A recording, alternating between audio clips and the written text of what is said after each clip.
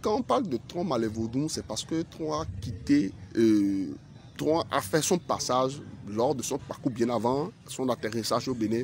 Il a parcouru un chemin musulman. Et on ne va pas trop dire que Tron est musulman. Mais c'est parce que les musulmans, les Mossi au Mali, ont gardé Tron avant nous. Vous voyez un peu. Et quand on parle des Mossi au Mali, c'est un village communément musulman, d'accord, qui a connu l'islam, mais qui a gardé sa culture, donc qui est le Tron. Et quand le Tron a quitté les Mossi, d'accord, dans la mer des Mossi, quand ça a atterri à Lomé, à Abobo, après ça a intégré jusqu'à ce qu'on le retrouve à Zouala, ensuite au Bénin. Donc c'est parce que la plupart des personnes qui l'ont gardé ont été des musulmans, bien avant nous. Et donc, même fait figure le nom du Tout-Puissant qu'on appelle Maman Seydou. Maman Seydou, c'est quelqu'un qui est né et qui a grandi au milieu musulman, mais qui a gardé son origine.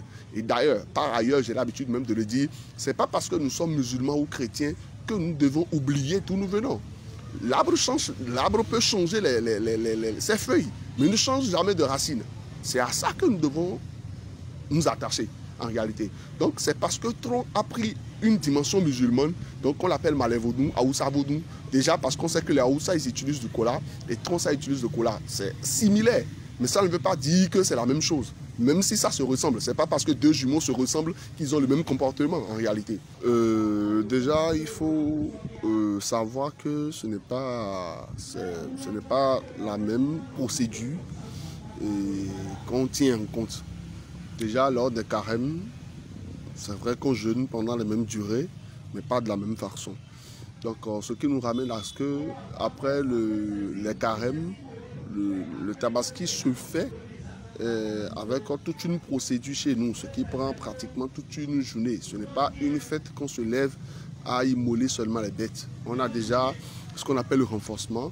Après ça, on a tout un tas de procédures à rendre hommage, à remercier la divinité, à remercier les prêtres, c'est-à-dire les personnes qui sont passées au trône avant nous, à les rendre hommage afin que cette fête, c'est-à-dire ce sacrifice qu'on va faire, nous soit positif dans le sens bénéfique, afin que tout ce que nous entreprenons soit un succès en réalité. Donc déjà, l'objectif est de demander la longévité. Parce que vous savez, dans chaque chose, quand tu n'as pas longue vie, tu ne peux pas atteindre l'objectif. Alors qu'il n'y a que celui qui a longévité qui peut avoir l'espoir d'avoir de l'argent. Il n'y a que celui qui a longévité qui peut avoir l'espoir de réussir dans ses projets. Donc l'objectif premier, c'est la longévité. Ensuite, la santé, et maintenant nous demandons prospérité et richesse. C'est pourquoi nous renforçons déjà la divinité en première partie. Le renforcement, c'est comme un nettoyage. Vous savez, dans l'informatique, quand vous avez un système, quand vous avez un ordinateur, vous devez faire une mise à jour de vos antivirus afin de supprimer les intrusions de virus ou de n'importe quoi, tout fichier qui peut nuire à votre ordinateur. Donc le renforcement global que nous sommes en train de faire aujourd'hui, c'est dans cet objectif-là. C'est pour renforcer le système spirituellement, c'est pour permettre de ramener le niveau, d'accord, permettre à l'activité d'avoir encore une bienveillance et surtout une clairvoyance sur nous. Donc le sacrifice après quand même, c'est pour demander la longévité, santé, c'est pour aussi une bonne prospérité. De toute façon, c'est parti, c'est dans une bonne cause, parce qu'à l'époque, comme Sa Majesté Toyi l'avait dit tantôt, avant nous, il y avait une autre pratique qui était immoler un être humain pour faire tomber la pluie, pour faire régner. Donc il y avait une dictature nette qui était en place. Mais avec le Tron, ça c'est tout un autre aspect que ça a donné. Parce qu'on sait que un bélier, tout comme un pigeon, porte le même esprit qu'un être humain.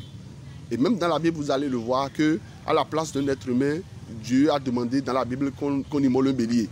Donc c'est symbolique. Donner un bélier à une divinité, c'est symbolique, c'est un symbole de puissance, c'est un symbole de victoire, c'est un symbole de succès. Donc on l'utilise quand même pour rééquilibrer notre niveau spirituel afin d'être plus stable, plus posé, plus sage au fait aussi.